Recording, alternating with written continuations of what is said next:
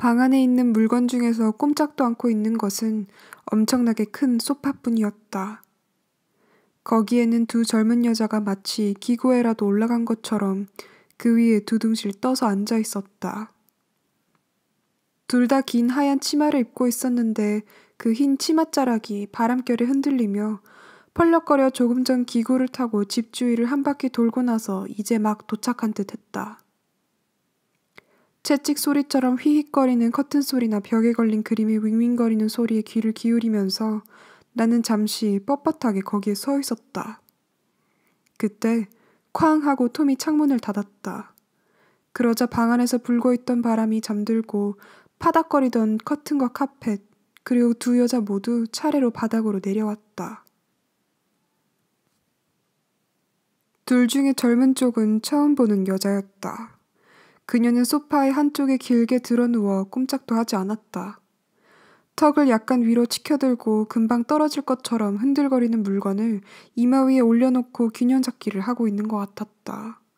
곁눈으로 나를 보았을지 모르지만 그런 눈치는 전혀 보이지 않았다. 오히려 내가 깜짝 놀라 방해를 해 미안하다는 사과의 말을 하려고 했다. 또 한 여자인 데이지는 일어나려고 했다. 몸을 앞으로 약간 기울이고는 부드러운 표정으로 짧게 웃었는데 묘하면서도 매력적인 웃음이었다. 나도 웃으면서 방 안으로 들어갔다. 너무 행복해서 미칠 지경이에요. 그녀는 자신이 굉장히 재치 있는 말이라도 한 것처럼 다시 웃었다. 그리고 내 손을 잡고 얼굴을 올려다보며 정말 이 세상에서 제일 만나고 싶었던 사람이라며 말을 꺼냈다. 그녀는 늘 이런 식이었다. 그녀는 들릴 듯한 말 듯한 목소리로 저쪽에서 균형 잡기를 하고 있는 여자의 이름을 베이커라고 알려주었다. 그러자 미스 베이커의 입술이 떨리며 내 쪽을 향해 약간 고개를 끄덕였다.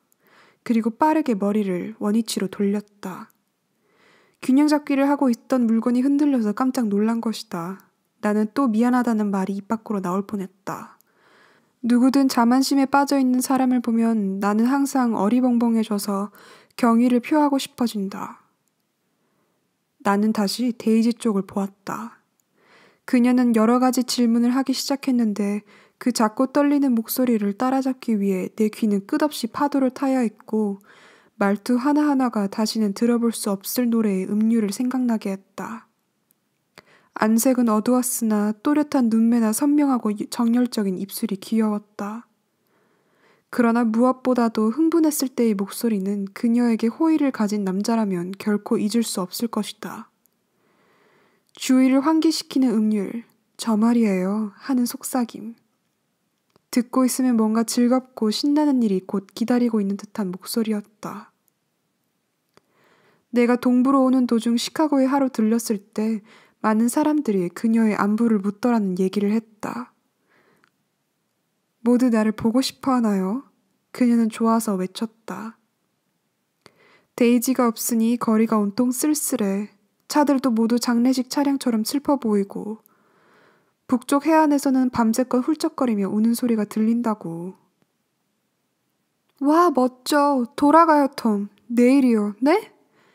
데이지는 이렇게 말하더니 느닷없이 우리 아기를 봐야 하잖아요. 하고 덧붙였다. 그래, 참 아기가 보고 싶군. 지금 자고 있을 거예요. 이제 3살이 됐죠. 아직 한 번도 본 적이 없나요? 한 번도 본 적이 없어. 그럼 꼭 보고 가요. 그 아인. 그때 방 안을 서성이고 있던 톰이 멈춰서더니 내 어깨에 손을 얹었다. 닉, 지금 무슨 일을 하고 있지? 증권회사에서 일하고 있어. 어느 증권회사에서 일하는데? 나는 회사명을 말했다. 그런 회사 들어본 적이 없는데. 그는 단정적으로 말했다. 나는 곧 기분이 나빠졌다. 곧 알게 될 거야. 나는 짤막하게 말했다. 동부에 계속 살고 있으면 곧 알게 되겠지. 오, 걱정 마. 동부에서 계속 살 생각이니까. 톰은 빠르게 내뱉고는 데이지를 힐끗 쳐다본 후 다시 나를 바라보았다. 무언가 다른 것을 경계하고 있는 것 같았다. 다른 데서 살다니 바보 같은 짓이지. 그 순간 미스 베이커가 말했다. 정말 그래요. 너무 갑작스런 말이라 나는 깜짝 놀랐다. 내가 방 안에 들어온 후 그녀가 처음으로 내뱉은 말이었다. 그런데 나만 놀란 것이 아니라 그녀도 자신이 한 말에 놀랐는지 하품을 하고선 재빠르게 몸을 돌려 방 가운데로 나왔다. 몸이 뻣뻣해졌어. 그녀는 불평을 했다. 꽤 오래 있었지. 종일 저 소파에 누운 기억밖에 없어. 그런데 왜 내 얼굴을 쳐다보지? 하고 데이지가 말했다. 나는 그래도 오후 내내 너를 뉴욕에 데리고 가려고 얼마나 애를 썼는데. 주방에서 방금 가지고 나온 네 잔의 칵테일을 쳐다보며 미스 베이커가 말했다. 아니야, 괜찮아. 나는 지금 열심히 훈련 중이니까. 그때 톰은 믿을 수 없다는 듯이 그녀를 쳐다보았다. 그래요. 그는 술잔에 한 방울 남은 술을 마저 비우듯이 자신의 잔을 단숨에 비웠다. 당신이 어떤 식으로 일을 해내는지 난 정말 알 도리가 없어. 나는 미스 베이커를 보면서 무엇을 해내는 것일까 하고 궁금했다. 그녀를 바라보는 것은 즐거웠다. 날씬하고 가슴이 작은 여자로 젊은 사과생도처럼 양어깨를 뒤로 젖힌 똑바른 자세가 눈에 띄었다. 그녀도 역시 태양 광선에 피곤해진 잿빛 눈으로 호기심에 차서 나를 바라보았는데 핏기 없는 거만한 그러나 매력적인 얼굴이었다. 웨스트 에그에 살고 계시다죠? 그녀는 도도하게 물었다. 거기에 저 아는 사람이 있어요. 나는 아는 사람이 아무도 없어요. 하지만 개츠비는 알고 있겠죠? 개츠비라고요? 데이지가 다시 물었다. 개츠비라니? 누구예요? 이웃에 사는 사람이라고 대답하려 했을 때 저녁 식사 준비가 다 되었다는 소리가 들려왔다. 톰은 단단한 손으로 거침없이 내 팔을 잡고 마치 장기에 말을 옮기듯이 아무 말도 않은 채 나를 방에서 데리고 나왔다. 젊은 두 여자는 허리에 가볍게 손을 댄 채 내키지 않은 듯이 움직이며 우리 앞에 서서 저녁 노을을 향해 열려있는 장밋빛 현관으로 올라갔다. 거기에는 식사가 준비되어 있었고 식탁 위에 놓여진 4개의 촛불이 산들바람에 흔들리고 있었다. 왜 촛불을 켰지?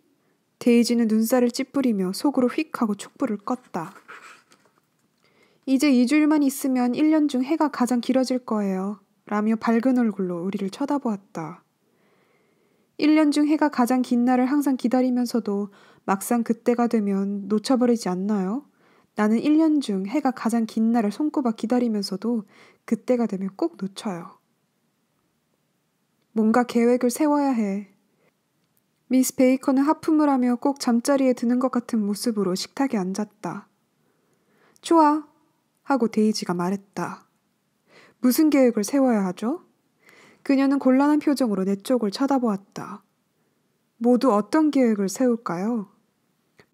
미처 대답을 못하고 있는데 갑자기 그녀가 겁에 질린 눈으로 새끼손가락을 들어보였다. 이것 봐, 나 여기 다쳤어. 우리는 모두 그녀를 쳐다보았다. 손가락 마디 부분이 퍼렇게 멍들어 있었다. 당신 때문이에요, 톰. 그녀는 비난조로 말했다. 물론 일부러 그런 것은 아니었겠지만 당신이 그런 거예요. 이것도 다 야수 같은 인간과 결혼한 덕택이야. 크고 육중하고 정말 감당하기 힘들 정도로 거대한 몸집의 표범과 결혼한. 몸집을 감당 못한다는 말은 듣기 싫은데 설사 농담이라도 말이야. 톰은 뚱한 얼굴로 따졌다. 몸집을 감당 못해요. 데이지는 굽히지 않았다. 때때로 그녀와 미스 베이커가 동시에 말을 꺼내곤 했다. 그러나 그들이 말하는 것은 농담 섞인 일관성 없는 것들로 이야기라고 할 수도 없는 것들이었다. 그리고 그들이 입고 있는 흰 옷 색깔처럼 욕망이 사라진 감정 없는 그들의 눈동자처럼 차갑고 가라앉은 말투였다. 그들은 그냥 거기에서 단지 의무감으로 분위기를 생각해서 톰과 나에게 상냥하게 대하려고 노력하는 것뿐이었다.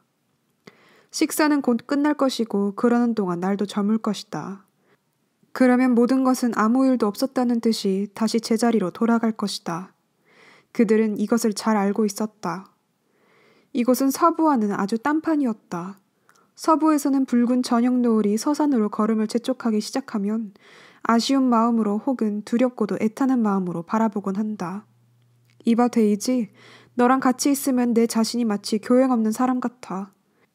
나는 코르크 냄새는 나지만 그래도 맛이 괜찮은 적포도주를 2잔째 비우면서 솔직한 속마음을 털어놓았다. 농작물 재배에 관한 얘기라든가 뭐 그런 얘기 좀 할 수 없어? 특별한 의미로 이렇게 말한 것은 아니지만 생각지도 않은 방향으로 화제가 옮겨졌다. 문명이란 것은 와해되고 있어. 톰이 불쑥 격한 어조로 말을 꺼냈다. 나는 극도의 비관론자가 되었어. 자네, 고다드라는 남자가 쓴 유색인 제국의 융성이란 책을 읽어본 적 있나? 아니, 읽은 적 없는데. 그의 격한 어조에 깜짝 놀라면서 나는 대답했다. 훌륭한 책이야. 모두 읽어봐야 해. 그 책에는 이런 말이 쓰여 있지. 주의하지 않으면 백인은 완전히 몰락해버릴 거라고. 이 책은 하나에서 10까지 과학적으로 쓰여 있어. 증명해 보이고 있단 말이야. 톰은 요즘 생각이 아주 깊어지고 있어요. 분위기에 어울리지 않은 슬픈 표정을 지으며 데이지가 말했다. 긴 문장으로 된 심오한 책을 읽죠. 그게 무슨 말이더라? 우리들이... 그래, 이 책들은 모두 과학적이야. 톰은 다시 한번 강조를 하고 못 참겠다는 듯이 그녀를 힐끗 쳐다보았다. 이 사람은 온갖 힘을 기울여 모든 것을 다 써놓았어. 주의하고 경계하는 것이야말로 지금 지배적인 위치에 있는 우리 백인들의 의무라고 할 수 있지. 그렇지 않으면 다른 인종이 모든 것을 지배하게 될 거란 말이야. 다른 인종을 눌러 이겨야 해. 데이지는 불타는 노을을 바라보면서 눈을 깜빡거리며 나지막이 말했다. 다들 캘리포니아에서 살아야 하는 건데. 미스 베이커가 말을 꺼내자 톰이 의자에 앉은 채로 자세를 바꾸며 그녀의 말을 가로막았다.